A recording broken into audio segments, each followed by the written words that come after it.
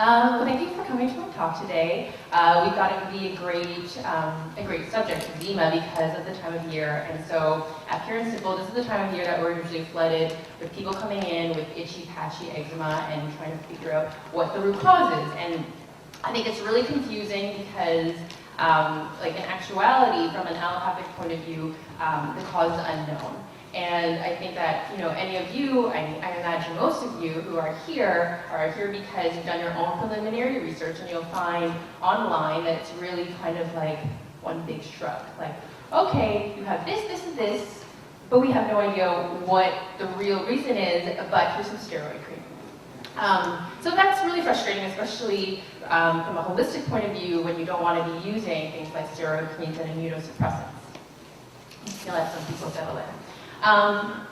But what I actually really love about this talk is that I think eczema is actually one of the best examples of how beauty care can be really impactful on our quality of life. I've had many clients who told me they can't sleep because they're itching all the time, or they can't write because they can't, form their hand when their eczema is all over their hand. So the discomfort is something that's always nagging in the back of their minds, and it really impacts the decisions they make and how they move through their lives. So, for me, as someone who loves skincare and who thinks that beauty care is really something that's beyond vanity, this is really kind of a great example. And I think that, it's really important to look at this as an avenue of exploration into deeper wellness. So, our skin is essentially expressing that something is out of balance, and this is actually kind of a great early warning sign to say, let's take care of myself, and that this is really important. So today we're going to be talking about the Ayurvedic perspective, because I just was touching upon how, causes unknown in allopathic medicine. But from an Eastern medicine point of view, there are a few different causes, so it is quite complex. And there actually are quite a few different types of eczema, and they take different approaches. That's why it's really hard to do blanket, general statements like, use this oil, or eat these or avoid these foods, because it really depends on what type of eczema, based on what type of imbalance you have internally. So before we start the actual solutions and getting into root causes, I want to talk about what is eczema, because I actually had a gentleman come up to me and ask me, what is eczema? What is this type of eczema? What is that type of eczema? And I think that it's really hard because a lot of people don't really know what it is. It's, like I said, it comes in so many different forms that can be very confusing. So classic eczema usually looks like this. It's chronic. It takes the form of inflammation. There's itchiness, not always, but there's itchiness or burning. It can appear as a red rash with dry patches, and sometimes have little water blister-like lesions inside of the eczematic area. But the thing that's really interesting, even about this definition that I put together, was that none of these actually are consistently true across all eczema. So the only thing that is actually universal to all eczema is that it's chronic. And even the way it's chronic is very different to each type of eczema. Sometimes people have it chronically all the time. Some people have it chronically every specific season. Sometimes every time they eat something or get stressed out. So really, there's so much variability within the skin ailment. And then inflammation. Sometimes eczema actually isn't that inflamed. It might be cracked and tender, but it's actually, there's no redness, there's no swelling, there's no heat. Some eczema is actually also not dry. Most eczema that I see, especially this time of year, is dry, but sometimes the eczema is quite wet. And you can actually see a sheen of wetness, and those water blisters are also have a wet quality to them. So as you can see, this is another form of frustration when you're looking for solutions, because eczema looks very different depending on what type you have and also what you're going through with your health. The triggers are also just as confusing, but here are some of the most common triggers of eczema. And I use the word triggers instead of causes because they're really things that prompt a flare-up. They're not the root cause. And the root cause is, an energetic imbalance within our systems. Or these are sort of that push over the edge. You have that imbalance, and it kind of pushes you over the edge, stresses out your body, and then it prompts your eczema flare-up. So allergic reaction is one. But usually people who have allergic reaction and it results in eczema is because they're kind of allergic people, they're reactive people. In Ayurveda, we call this pitta people. Irritants, and I'm going to talk about how dehydration lets in irritants more deeply, but chemical-based skincare with really harsh detergents tend to be very irritating. But some people use irritating skincare and they're fine, and some people don't. And again, it's because of this predisposition internally. Dry climates, so this time of year, but also hot, humid climates. Some people get it when it's really warm out and really humid, or when they go on vacation and it's warm and humid there. So again, there's like this, almost like this opposition here that can be very confusing. Overexposure. Overexposure is when your skin is exposed to the elements. So I've had clients who have eczema all on their trunk because when they bike, they have lots of like exposure to wind trauma here. And then stress. So obviously stress wreaks havoc on our bodies, but it's about why does this stress manifest in this way? That is really key to understanding eczema. One thing I will say in terms of generalities is that there is a topical component. So while I think the root cause is going to be internal imbalance, that if your skin is dehydrated topically, it's going to aggravate your eczema. This is for a couple of reasons. First and foremost, your skin, when it's dehydrated, its barrier function is impeded, meaning that things can seep in much more deeply. So if you're sensitive, like I said, if you're using irritating products, they'll actually penetrate much more deeply and then cause and prompt inflammation. The other reason is that we're simply more sensitive when we're dehydrated. And I know this as an esthetician because when I do extractions, we put the steam on so that you get less inflamed. Things come out better and you get less red. When someone's skin is really dry and you do extractions, they come out like all over red because of the dehydration. I usually use the example of like a piece of leather or an elastic band. If the elastic band is nice and supple and moist, it will stretch and it'll be fine. But if it's dehydrated and dry, it will just snap and break. So it's the same thing with our skin. And this is why skincare, from our perspective, is important. As much as you have to address the internal, the topical is really helpful in protecting and alleviating some of those inflammatory symptoms. So first and foremost, I really believe in natural skincare because it's free of harsh, stripping detergents. And so if you have eczema, you have to be using things that are going to be much more gentle on your skin. Same if you have scalp eczema, you need to be using a natural shampoo that doesn't have sodium lauryl sulfate, that's constantly stripping away your skin and dehydrating it. The second thing is that you need to be using anti-inflammatory ingredients that are free of irritation. So again, like perfumes, parabens, different preservatives, those can be very irritating, and you want to actually not only avoid them, but use things that are going to soothe inflammation. So we have a rosacea care line, which is, rosacea is also an inflammatory skin condition, and we don't use water, we actually use organic aloe vera juice as the base, because again, we want to infuse the product with anti-inflammatory properties. And then you want something that's going to be restorative. So not only do you want to avoid things and soothe inflammation, but you want to rebuild damaged tissue. Some people, their eczema sort of stabilizes, but they need to heal sort of the damage that has happened. So I'll talk to you about a few different ingredients later on. But one of my favorite products at Pure and Simple is our collagen elastin serum, because that collagen helps restore and rebuild and regenerate tissue. And then lastly, you do need something protective. Now I'm going to talk about the different types of eczema and different oils that they can and cannot use. But because I was talking about, wind exposure and like environmental stressors, having a form of protection is really important. Sometimes that's in the form of a mineral sunscreen if you have more pitta eczema, but it can be in the form of a really rich oil or balm on the skin, again, during this time of year with a drier type of eczema is really important. So what are we doing right now with conventional treatment?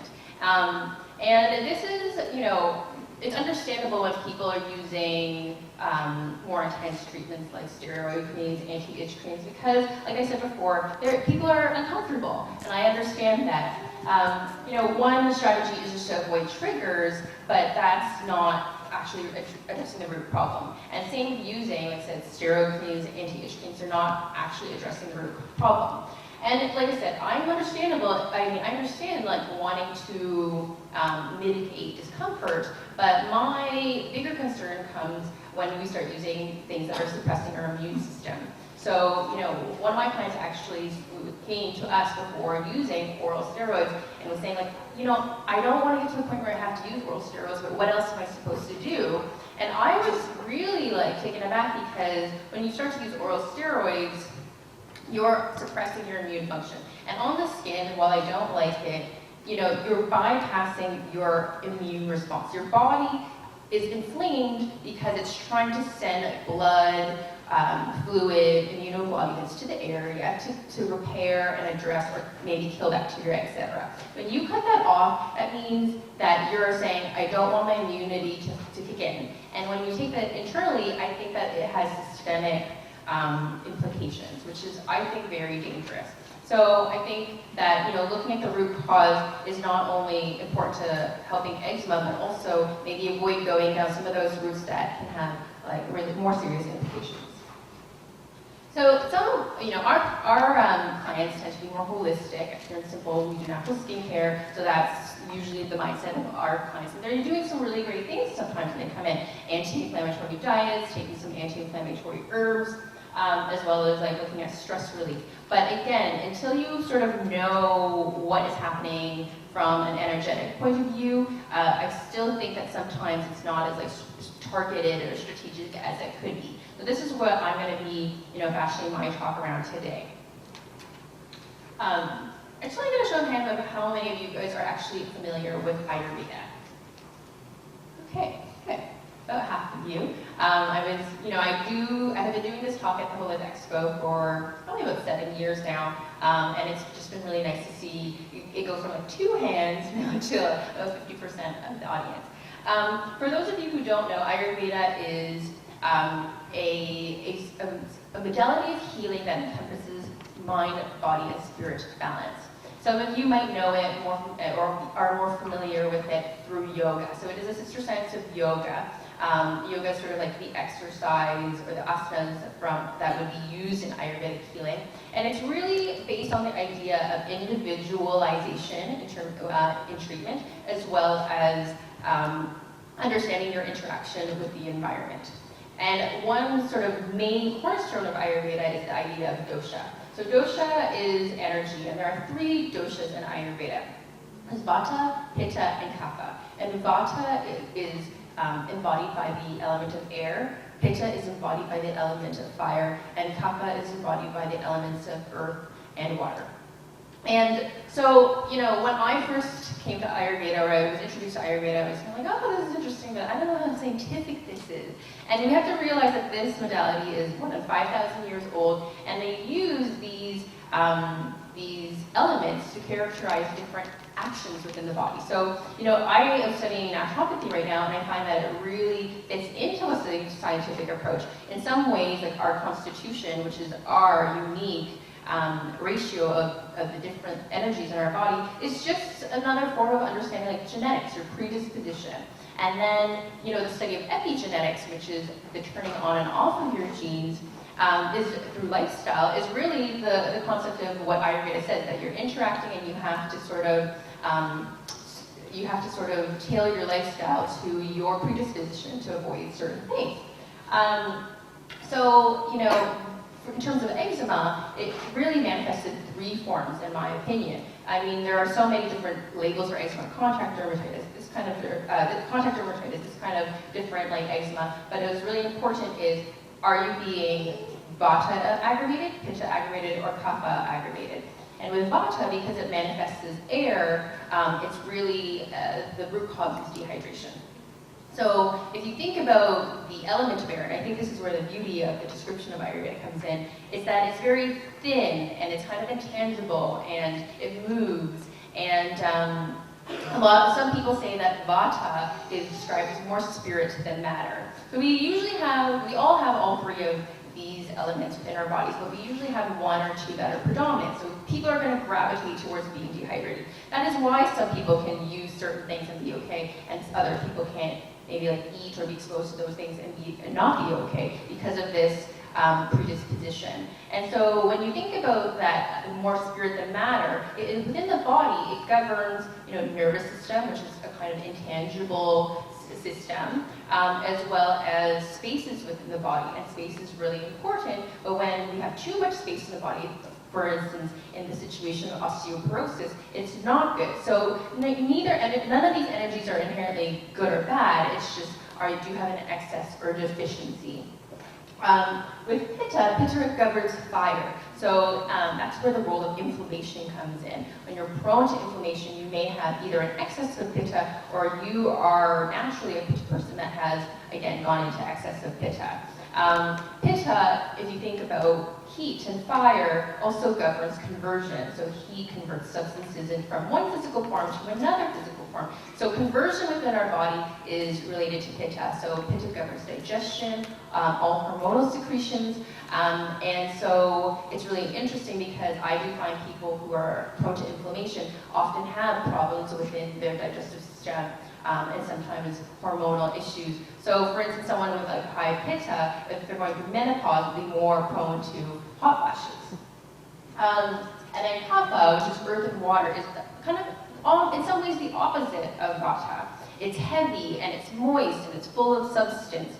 So it governs growth and accumulation, but also stagnation. So if you have obstruction, for instance, like cysts, cystic acne is something that we look at Pure and Simple and treat it from a kapha perspective. Dampness, excess mucus. So kapha is the element that would govern the lymphatic system. And when you have lymphatic congestion, you get edema. Again, you have this accumulation, expansion, growth. So it's really important to understand again that kapha is important for us, our tissues, to have substance, but when we have an imbalance or an excess is when you start to get diseases and conditions. So the Ayurvedic explanation of eczema is really asking, where do you fall within these three imbalances? Do you have an excess of Vata, which would say that your eczema is dehydration derived? Is it inflammation because you are reactive but you're also exposing yourself to many things that are causing reaction? Or is it accumulation and stagnation? Do you have constipation? Do you have different obstructions within the body? And that's usually the kind of eczema that is, again, more wet and forms those water blisters. So I'm going to go through each and every type so you have an idea of what that looks like, as well as our approach to treatment. So Vata eczema, again, is going to look very dry. It's going to be really chapped and sometimes even have openings and cracked, and things are being let in, and it's very dry to the touch, and also has some scaling. And this kind of eczema is aggravated by dryness and cold weather. So this type of eczema usually is going to flare up at this time of the year, as well as stress, because I talked about how Vata governs the nervous system. So Vatas tend towards anxiety, insomnia. That's very hard on your adrenals and your kidneys, and you tend to dehydrate because your water metabolism isn't working properly. So again, this is a great example of how mind, body, and spirit all kind of are connected as one. So the causes are, like I said, dehydration. It might be constipation. I talked about kapha having constipation, but there, I'm trying to make this a more simple, easy to understand lecture, but there are also different kinds of constipation. So Vata constipation is when there's so much dryness that things can't move, like there's stool that's actually hardened and won't pass for that reason. Also wind exposure. Vata is the element of air. The exposure to too much dehydrating air is going to prompt the eczema, and then anxiety and insomnia. I actually have one client who always breaks out in eczema during high times of stress, especially during exams. And it was actually really interesting because when she broke out with eczema is when she could recognize that she was stressed out. She kind of wasn't that conscious of when she was stressed. And she'd be like, oh, I must be really stressed, and then sort of evaluate her that way. So it was actually a great example of how you can work backwards and start to look at markers within your body to see what's happening in your emotional plane too. So what's the remedy for Vata? Well, if it's all about depletedness, the thinness of air needs to be supported and grounded by substance. So you need to be eating a diet that is going to be really nourishing, hydrating, and also has ample fats in it. So, don't shy away from oils and like higher fat foods that, of course, are healthy fats. We're not talking about going out like eating tons of fried food, but it's about like eating really healthy fats, making sure you have enough EFAs, and also making sure that everything is warm. Unfortunately, if you have this imbalance, that this raw food diet isn't appropriate for this dosha. So I think that like raw food is excellent, and it's great because it has more nutrients. You haven't cooked that down, but it'll be harder to digest on that weaker Vata digestive system, as well as it's just more to break down, and it's cold, and Vata is also cold too. The Vata dosha tends to have a decreased immunity, so it's really about making things easy, making energy easy to extract from our food. And this time of year, when we tend to be more depleted because of the cold weather, we need to be eating things that are warm and hydrating. So I really recommend soups and stews that are really nourishing, and also have some warming herbs in there. So like ginger is a great one because it also helps like ignite your digestive fire. Herbs, you're going to want to use everything that's going to be rebuilding, and you're going to want to use everything that's going to be regenerating and rebuilding. So Tulsi is an Ayurvedic herb that's great for Vata, and it helps with calming the mind, which is going to be great for Vata, but also helping to rejuvenate your tissues. There are many different herbs, so from like an Eastern and Western perspective, and that's what I love about understanding the theory behind Ayurveda, so that you don't just memorize, okay, these are the Vata herbs. You can actually look at different systems and say, okay, this is really good for building tissue. This is a nervine, it helps calm the mind. This is going to be applied to a Vata imbalance. Ghees and oils. So, I talked about eating lots of good fats, but also applying them on the skin. So this type of eczema really needs to be nourished and have a lot of oil and protected. It essentially needs a barrier, and your barrier needs to be restored so that the elements are not going to be aggravating and dehydrating your skin. So you're going to need to use really high-fat oils. So I think a lot of people are like, oh, I just need to use an oil, but in Ayurveda you need to know what type of oil you're using. Some oils, like coconut oil, are great, but they're thin. And for this type of eczema, you want to use something that's richer. So, evening primrose is a great one. Avocado oil. Sesame is the traditional Ayurvedic Vata oil. It's supposed to be the most therapeutic. But you also, can benefit from butters. Butters are actually heavier than oils. And so you can use shea butter and like different, more balmy consistencies on the skin. And then finally, I had talked about collagen because if you are having a compromise of your tissue health, you also need to make sure that you're repairing that damage, as well as infusing water. So a lot of people want to use just oil, but they don't understand that underneath the skin is really dehydrated. So we need to infuse water and hydration, and then seal that with an oil. So pitta eczema is the next type of eczema that I'm going to talk about, and this one is rooted in inflammation. It can be dry, but it's also sometimes wet. And so it's not about, is it too dry or too wet? It's, again, it's being inflamed. And that's what we really need to address. It's usually hot, it can be hot to the touch, and you'll have a burning sensation. Whereas itchiness is more of a moist sensation, a fire sensation is burning sensation. And then you're going to see visible redness, and it will look like a rash.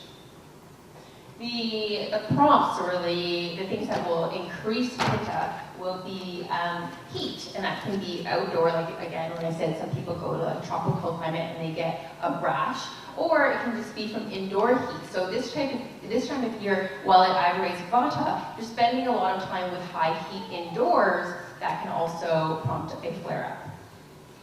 Spicy foods also is an aggravator because it revs up your circulation. This is true also with people who have rosacea. So they have to avoid spicy foods because it makes them flush in the face. This will also aggravate your pitta eczema. Overheated blood is also something that is an aggravator from an Ayurvedic perspective. And doing a blood cleanse is really important for most skin conditions because our blood feeds our skin tissue. So there are various herbs that are great for cleansing the blood. I've I'll list them in the next slide, actually, I thought it was in this slide. But things like neem, again, traditionally an Ayurvedic blood cleanser, from a, maybe a more Western botanical point of view, dandelion is great. Milk thistle, again, these clean the blood and the liver because those are two sites of pitta. And then stress. Pittas actually tend towards stress, but it's a different type of stress than maybe a vata stress. Vata stress is worrying and kind of being a bit insecure and a bit scattered and frazzled. Pitta stress is irritated, it's fiery, it's more type A, it's irritable and it's frustrated. And so you can actually see the different sort of doshas being expressed through your personality as well. And then also, this type of eczema is the one that is going to be prompted by different allergic reactions. So people with high pitta will tend to be sensitive to cosmetics, different perfumes. I actually saw, like on my Facebook today, one of my Facebook friends was getting, sort of posted this rant about, like people who use perfume, what's wrong with them? And she was really upset. And like that person is a pitta person. She's showing frustration, but also she's really sensitive to perfume because pittas tend to be very reactive. Probiotics? In terms of solutions, yeah, probiotics can be a solution. So I'm going to get to the remedies right now. First we're going to start with a pitta-friendly diet. And so this dosha can take raw food, considering if they have strong digestion. Again, we have to take in consideration if there's more than one doshic imbalance happening. But if it's pure a pitta problem, raw food is very therapeutic actually. It's cooling.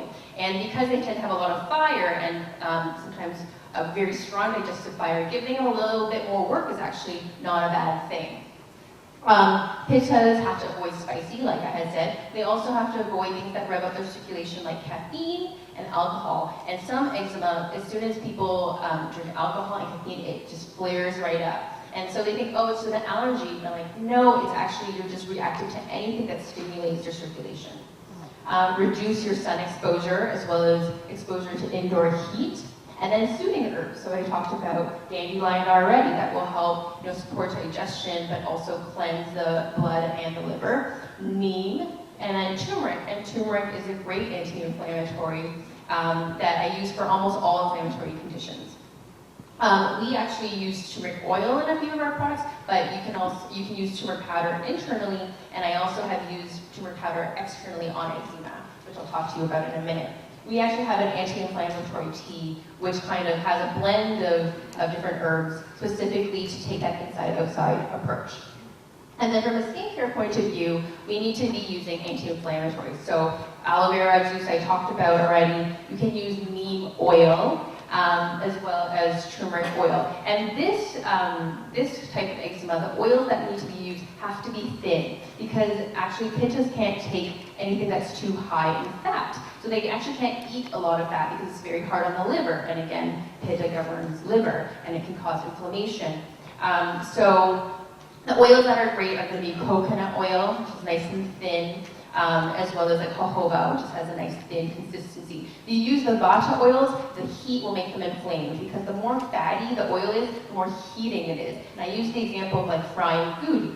You put an oil to increase heat. So again, if you're going to be using like a really high fat oil, you're going to be increasing heat internally as well. And then coriander juice. It's actually something I do at home sometimes. I take coriander leaves, chop them up, and you make a cold infusion overnight. You just put them in those water overnight. You can drink it, which is very soothing and cooling for pitta, but you actually can use it as a poultice as well. And then we are brought to kapha eczema. So this is a wet eczema, and it'll look wet. It'll be oozy and swollen, and you'll sometimes have those little water blisters, and it's itchy. And sometimes you'll actually have vata or pitta eczema, be that way all the time, except during the kapha time of year, which is, a humid spring is like when kapha flourishes, and people will be like, oh, it's usually dry and kind of, not super inflamed, but now I'm getting all these little water blisters, and I'm like, okay, because you're actually having two doshas affect your eczema at the same time here. So what are causes? The causes are going to be very different than the other ones. It's going to be dampness and congestion. It can be toxicity within the bowel, a lack of movement, a stagnation there. It can be the cold, damp weather that's prompting more kapha in your environment. Dairy products is a huge one, and people usually think of it from the inflammation point of view, but actually just from the quality of dairy, which is damp and it's cold and it's often like hard to break down. So that can be really helpful to cut out of your diet, along with sugary foods. So kapha, we talked about kapha being an energy of stagnation, and also growth. So sweet foods are really good for kapha. If you are lacking in kapha, you eat sweet foods and you'll gain weight. But if you have an excess of kapha, you need to decrease sweet foods because you don't want to be, again, accumulating. Lethargy and sluggish metabolism. So again, that lymphatic congestion, we need to be moving that, and you can use stimulating things with kapha when I said you have to avoid them with pitta, and this shows the very different approaches between eczema.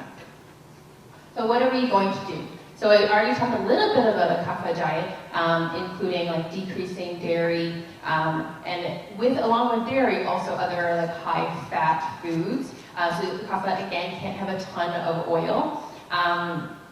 And also things that are going to be stimulating, so heating herbs, gingers, even more, like I always say, like chilies and peppers are fine. You just need to make sure that you don't have both pitta and kapha eczema happening at the same time before you delve into using super hot foods. But herbs like trifla is actually a blend of 3 dried fruits that help with constipation. So again, it's about moving that stagnation through. Those types of herbal remedies are going to be really important.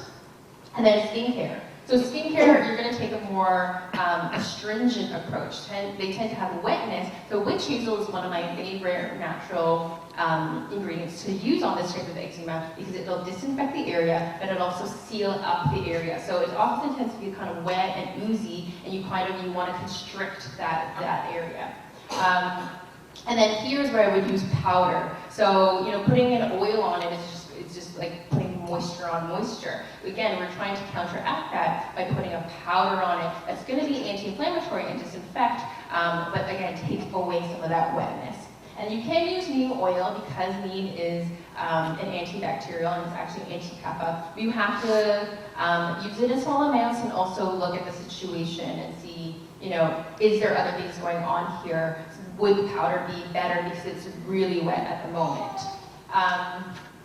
So this is just sort of an introduction to how eczema takes various forms, and you have to look at the root cause. If you're not looking at the root cause, then you might be sort of doing things that aren't actually beneficial for your eczema.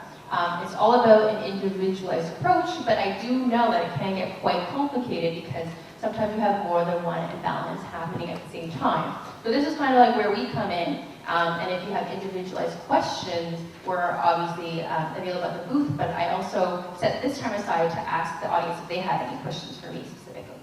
Yes? You were saying for pitta, because I tend to have pitta eczema, but I think of my dosha.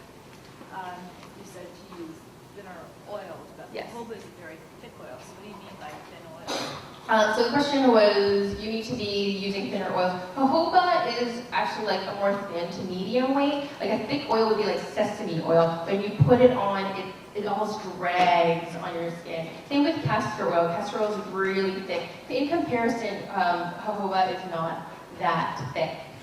And not that, you can tell by the viscosity of the oil a lot of the time. Yes? Can you distinguish between psoriasis and eczema? Yeah. So psoriasis has a it doesn't have a very different look, but it has a different look to it. You tend to get eczema on the on your flexor surfaces, like the insides of your elbows, where psoriasis sometimes will be most of the time will be on the outside. Also, psoriasis is an autoimmune disorder, so it's usually like your antibodies being overstimulated and it's attacking your own tissue. That's not always the case in eczema. There may be an autoimmune issue, but it's not always the case. So I think in some ways it's a bit more elusive, but with psoriasis, because of that autoimmune component, anti-inflammatories are important across the board. Yes? When someone has a itchy, flaky scalp, would it be more like a backup if it's itchy and flaky. So she asked if it's itchy and flaky, would it be, which dosha would it be? So it depends on the texture. If it's dry, completely dry, it will be more, so vata, because usually the itch is just because you have all this dry skin. But if it has a wet consistency, because you can have flaking even with like a little bit of a wet sheen to it, it would be more kapha. And so again, you need to, because itch is primarily like a kapha sensation, you need to do more astringents on it. And yes, protect the area, but you don't want to over lubricate it. Can you use any of those oils that you mentioned? Yeah, so you can, like I said, you can use things with neem oil, and like again, it would be on the more thin side for oils as well. But I think, like I said, it just really would be about like looking at the area, because if it's just dry, then you just put a nice rich oil on top. Yeah. Oh wait, sorry, I'm gonna ask her first. Kristen, could you recommend something to treat like eczema in toddlers? Pitta, eczema in toddlers. Well, you can apply the same things. Again, it's about like avoiding irritants. And within the diet, I find this is really important. And also, if you're breastfeeding still for infants and like younger children, that it depends on also like what the mother is eating. We've actually had like really great success with doing food journals and seeing like, okay, what is actually like inflaming, and it will be based on like what the mother is eating. So in toddlers, you can use like everything that I have mentioned today is very safe. So you can use, for instance, with, I said, coconut oil, which is great for pitta. You can use coconut oil on a toddler. But I think, again, looking at the root cause, we have to look at, like, what are they eating? Are they exposed to, like, different overly drying environments? I would say, or overly inflaming environments. I would say sort of like we have to kind of look backwards. Sometimes also, I just was thought this popped into my head. I also think that if you have vata eczema, especially this time of year, it is important to get like a humidifier, and that's another way to like infuse moisture into your environment. Yes. What do you do if you're pitta and vata?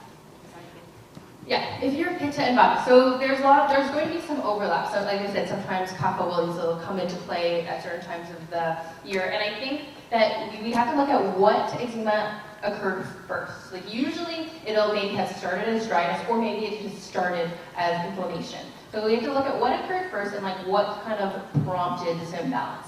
And then there are things that you need to like avoid.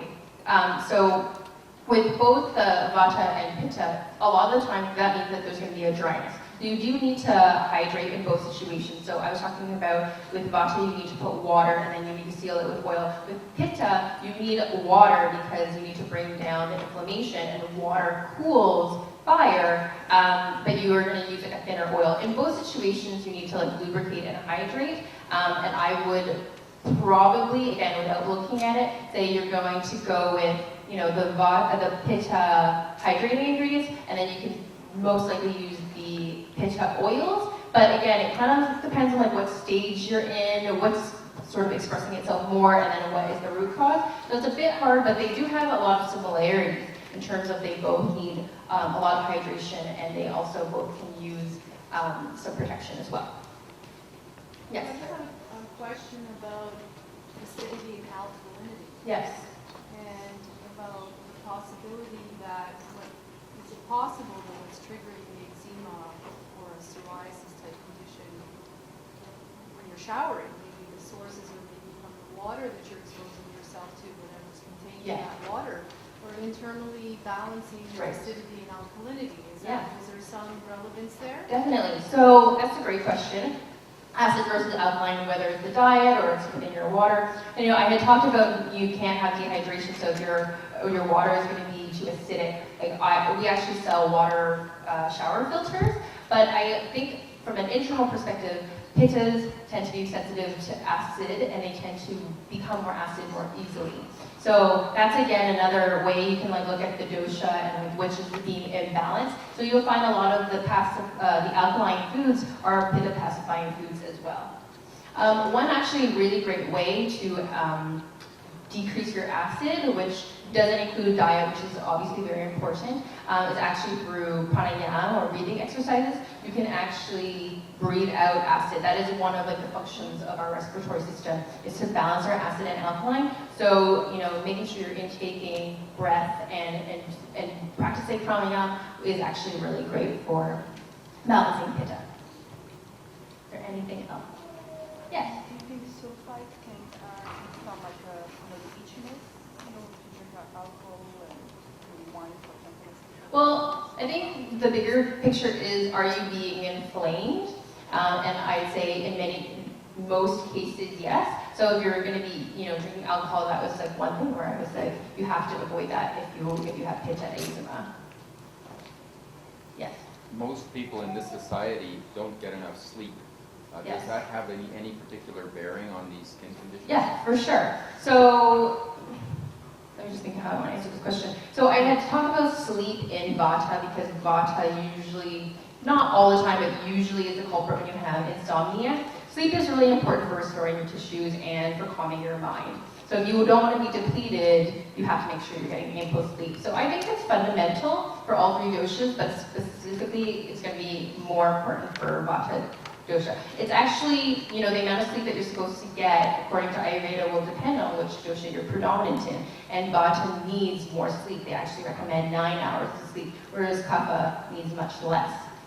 They can sometimes get away with about 6 hours of sleep. So it really depends on your constitution and also, again, like how your imbalance is being expressed. I think there's a question at the back. Yes? So I'm a breastfeeding mom. Yes. And he's had Vata eczema. So what sort of foods would you recommend that I would eliminate from my diet? Well, the eczema is Vata, it's not so much inflammation. So we're not going to be looking for a dietary sensitivity necessarily. If it's Vata eczema is usually a dehydration issue, so I would look at water intake. I would look at environmental stressors. Again, I would look at is your home really dry right now? Is the heat being turned up too much? And then again, you can apply those moisturizing ingredients to the skin as well. But I would definitely look at water intake directly for the baby as well as for yourself. Is there anything else? Okay. Well, it doesn't seem like there's any more questions, so I just want to thank you for coming to my talk. And if you do have individualized questions, you're more than welcome to come and visit us at booth 203/204. Thank you.